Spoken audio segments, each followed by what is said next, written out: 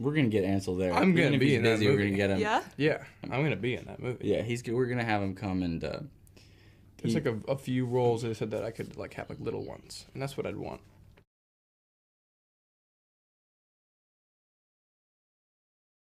So hey guys, Hello. how's it going? Good. Good. How are you finding London? Loving it. I wish that we could stay here a little longer, but we're only here for about 3 days. Oh wow. But this is my first time here, so. I was here when I was 7, and it was like one of my favorite places I'd ever been, and so I'm having weird flashes of that trip when I walk around. But I love it here. Yeah. Oh, good. That's what we like to hear. So first up, can you give us the hard sell? Why should everyone go and see the film? I think the main thing is it's a great movie. I'm a movie lover myself. It's true though. I'm a movie lover myself, and I love this movie. I think it's just really good. And then above that, you have amazing messages. It makes you think. It leaves something very hopeful on your perspective, I think, after you see this movie. Perspective on life. I think that everyone, after seeing this movie, will think that they should be living more in the moment and appreciating what's in front of them. Yeah. And I think... I think that's. Vote Mitt Romney. No. Did you say that or something? Yeah. No, it just sounded like a campaign. The only thing somebody came up to me at the end of the movie and said, like, after this movie, I called everybody that I loved and I told them that I loved them. I thought that was really good. Like, oh, that's cool that I'm part of a movie that's going to do that. That's going to make people, like he just said, actually, and I made fun of him, but it was actually totally true. Take advantage of the moment and make sure that, there's one line. It's like you want to be loved deeply, not widely. That's not so important. That's a beautiful lesson. Yeah. Because I think, like, so much of the way we're raised in this world is that, like, you should try to be loved widely, and that you should try to be famous, and you should try to be successful. And what we're not taught is that sometimes the most important thing is a small thing, and it is just a beautiful love with a single person. And it really is the little moments that end up being the most beautiful, usually. I mean, definitely. The biggest moments are usually the most, sometimes even the most exciting moments are the biggest moments, but then the ones that you look back on and kind of you realize shaped you are usually the little moments, almost always. Yeah. Amazing. So we've got some Twitter questions for you from the fans. The first one. We went hard on that question, dude. That was very deep. It got very deep.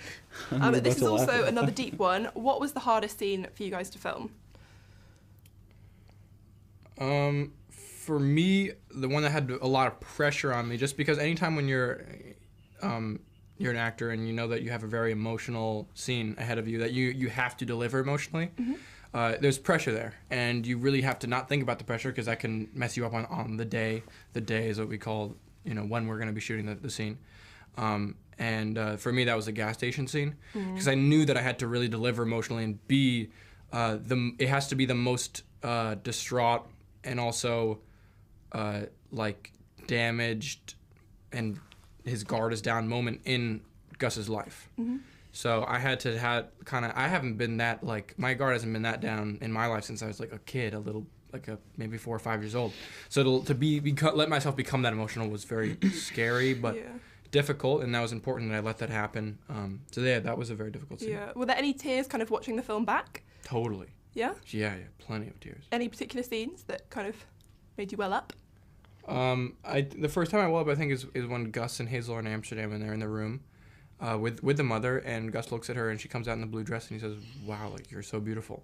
And that's the first time Gus lets his guard down, and he's like, he's not his persona anymore. He's just really this kid, and he's like taken aback by how beautiful she really is. Yeah. Gus and Isaac are both big romantics who love a big gesture.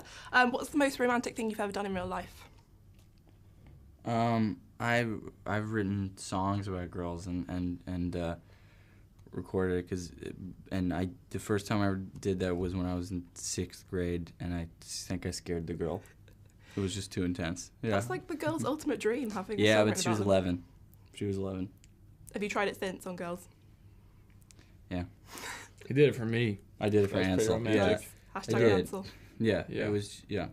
What'd you say? Hashtag what? Hashtag Nansel. Nansel. Yeah. Oh, that's so cool. That's so cool. The important question is, though, hashtag Jansel or hashtag Nansel? What's the other one? I think there's a Jansel. Jansel. John and Nansel. Oh, is that it John Jansel? Green? Sorry. Yeah. I'm gonna ship with everyone. Jat. What Yeah. about John Green and Nat? Just Jat. going for it all. Hashtag That Jat. doesn't exist. It's not a thing. Nah, dude.